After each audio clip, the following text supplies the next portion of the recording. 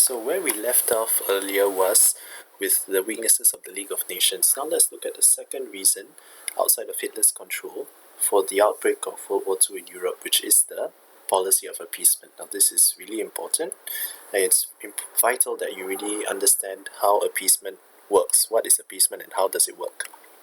So let's get started. What is appeasement?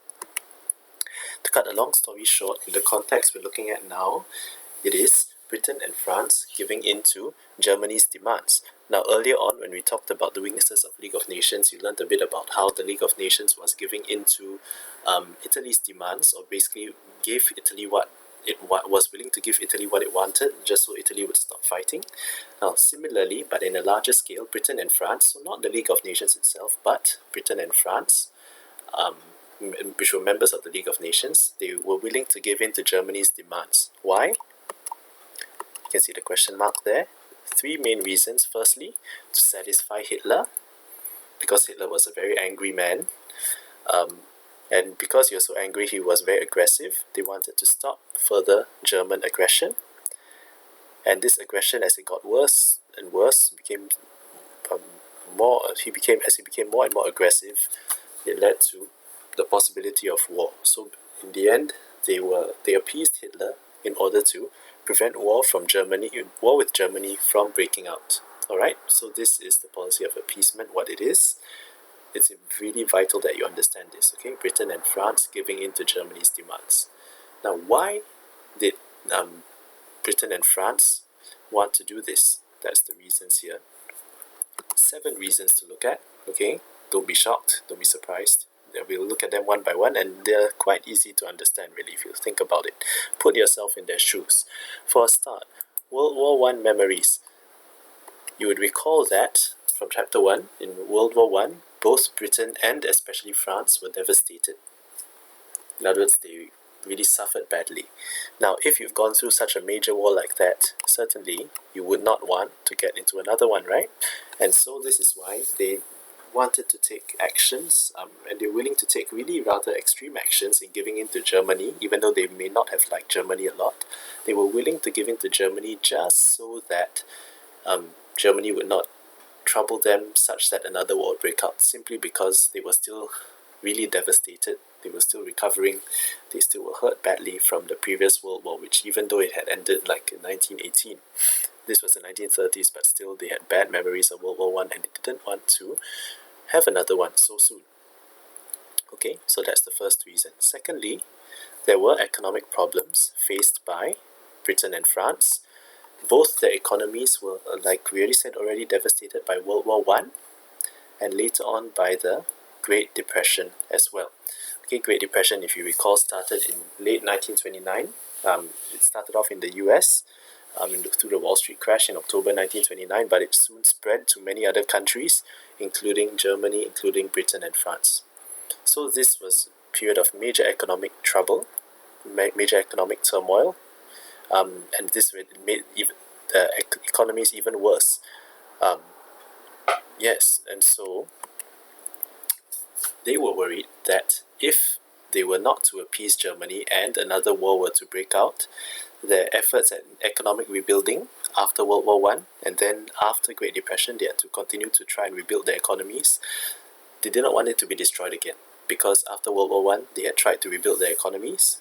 They had gotten quite good in the 1920s, but then there was the Great Depression, and things got bad again. So they didn't want to have to work towards improving their economies and then have another war break out, which would hurt their economies. Alright, so that's where the economic problems comes in. Thirdly, they had regrets over the Treaty of Versailles. Okay, buyer's remorse, I guess you could say. Now, basically, many British felt that the Treaty of Versailles had been too harsh on Germany. Not so much the French. The French really hated the Germans, and they were really happy that the Germans got what they wanted. In fact, they wanted Germany to be treated even worse.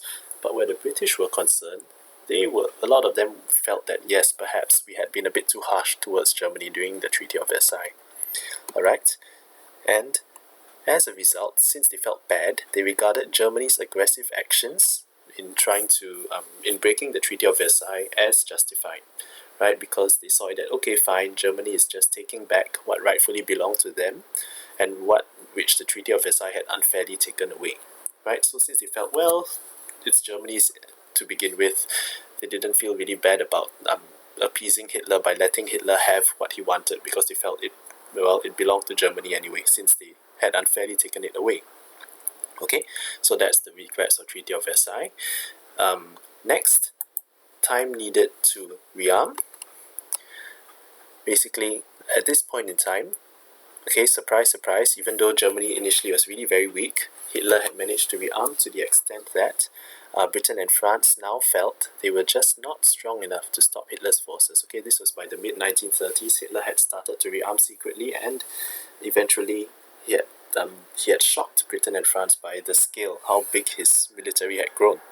Right, and Britain and France felt at this point in time they were still not strong enough to stop Hitler's forces, and so they wanted to appease Hitler in order to buy them as much time as possible to rearm and strengthen themselves militarily.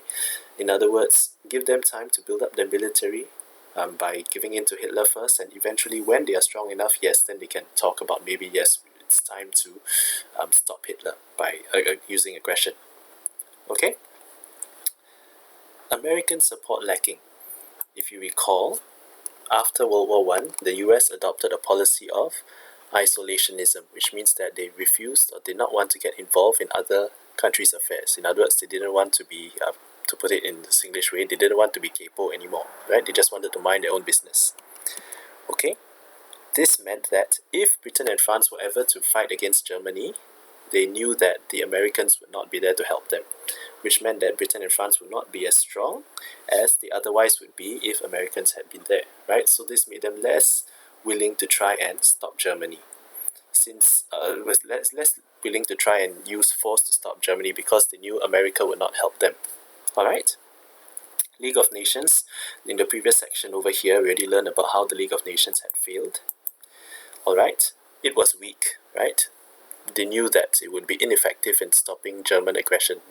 The reputation of the League of Nations already was really bad by this point in time, right? And so the result of this was Britain actually saw appeasement as the best way to stop German aggression. Instead of using the League of Nations to try and force or to strongly encourage Germany to stop fighting, they thought that by giving in to Germany's demands through appeasement, that would be the best way. Alright? Finally, communism was more feared. Now, if you recall, when we talked about how the countries like Britain and France were on one end of the triangle, and they were enemies of, on the left, the communists, on the right, the Nazis or fascists.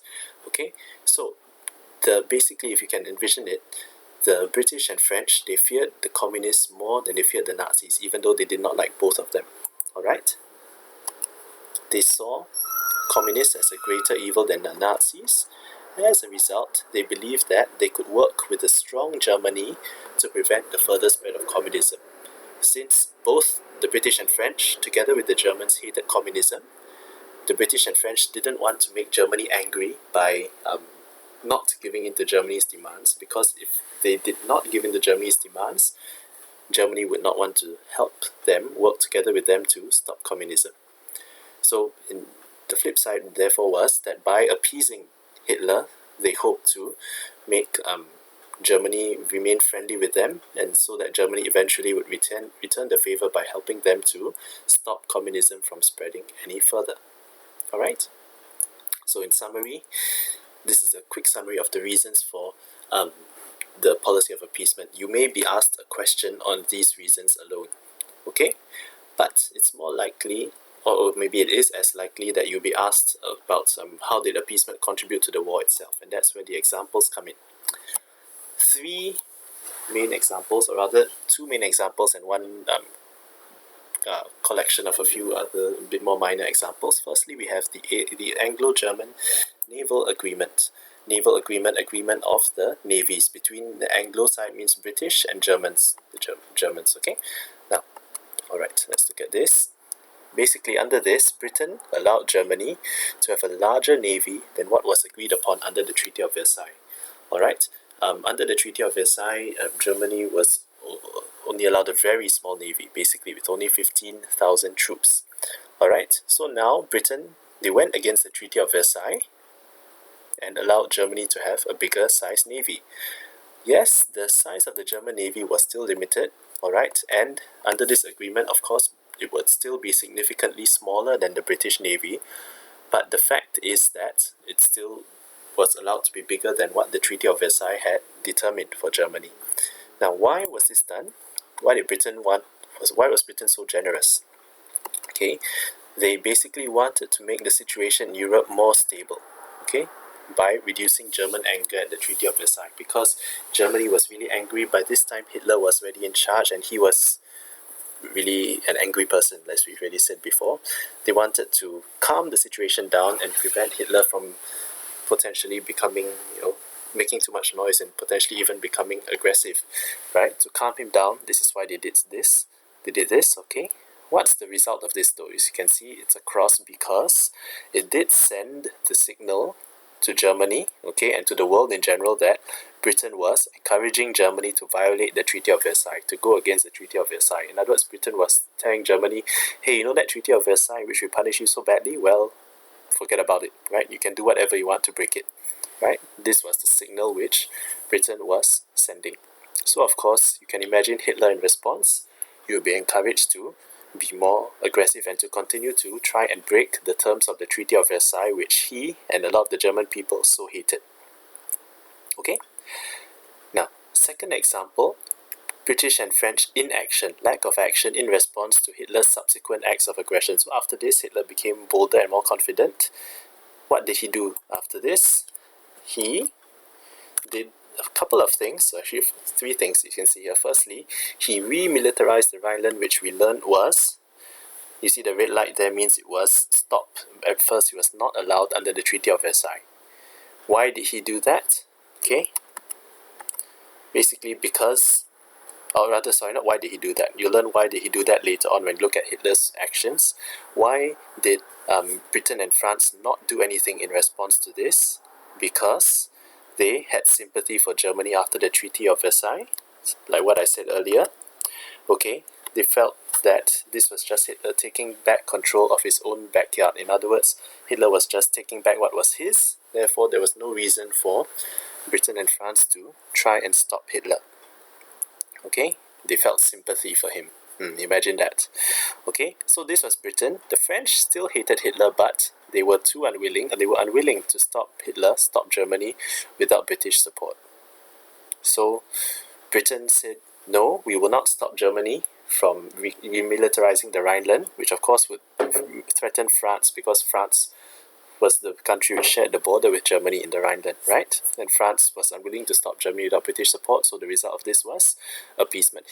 Hitler was appeased since he had remilitarized the Rhineland, and Britain and France did nothing.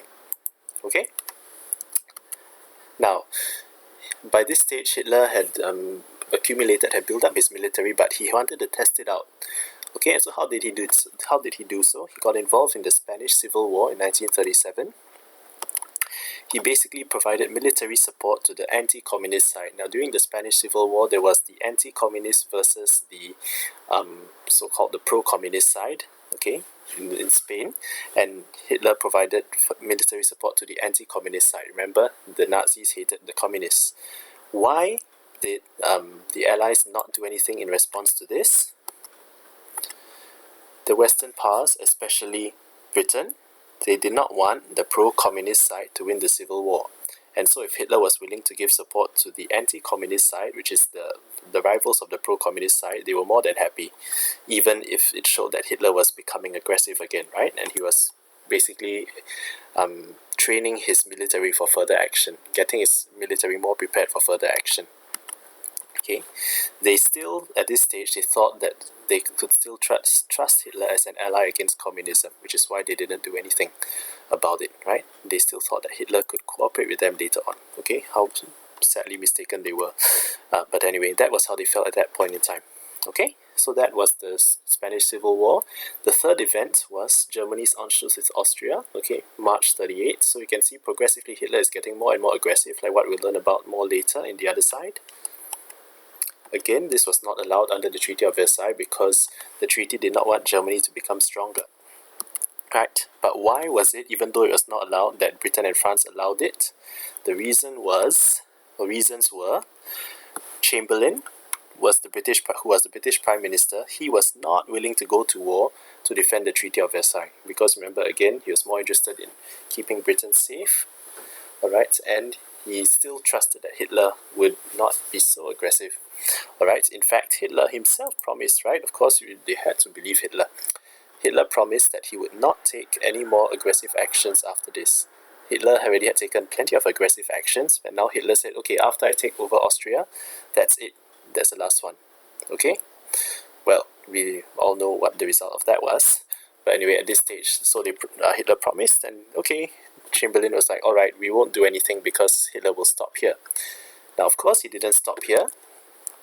There was the Munich Agreement, which was in response to, okay, let's just look at the background first. Basically, there was this piece of land in Czechoslovakia, which is another country itself. Part of this country of Czechoslovakia is called Sudetenland here. Okay, Sudetenland, not Sunderland, okay, for some of you football fans. Sudetenland, this was a German-speaking part of Czechoslovakia that bordered Germany. Alright, and since it's a German-speaking part, you can imagine, even though these people were part of Czechoslovakia, if they spoke German, they felt a closer relationship with the people of Germany. Alright, and the Nazis had influenced them, these German speakers in the Sudetenland, influenced them to try and, make noise and say that, hey, we want to join Germany. Okay, so in this background, Hitler himself also demanded to take control of Sudetenland because he wanted to increase Germany's living space, and he wanted to make Germany bigger and stronger, and Sudetenland was a logical place to take over since it was a German-speaking area. So he demanded to take control of Sudetenland, and importantly, he even threatened to go to war to get his way. He was willing to go to war to get his way. Alright? Now, Czechoslovakia, of course, would not be happy about this, and Britain, France, and the USSR had promised to support Czechoslovakia against Germany if Germany were to try to use force to take over the Sudetenland. Czechoslovakia, okay, itself is quite tough. They were willing to fight to defend Sudetenland, to stop Germany from taking the Sudetenland. Okay, of course, they would need the help of Britain, France, and USSR, because Czechoslovakia, even on its own, was not a very strong country. But they thought that they could rely on British, French, and Soviet help, right, if anything were to happen. Okay, so this is the background. Hitler wanted this piece of land, and he made noise that he wanted it. So what happened? Chamberlain, he flew over to Germany in Munich. That's why it's called the Munich Agreement. He met with Hitler in Munich. Okay, and importantly, Chamberlain, that means Britain, and Hitler, Germany, were there. Who was not there? Czechoslovakia and the USSR. Czechoslovakia, of course, was the country which owned Sudetenland, yet the future of Sudetenland was not something which they had a control over because they weren't invited. USSR also had promised to support Czechoslovakia, but they were not present and not consulted as to what the decision would be. Okay, so you can imagine this would make Czechoslovakia really angry. It also would make USSR really angry. Right? So what happened as a result of this? Chamberlain gave in to Hitler's demands for the Sudetenland. Hitler said, I want Sudetenland, and Chamberlain said, okay, go ahead, basically. Alright?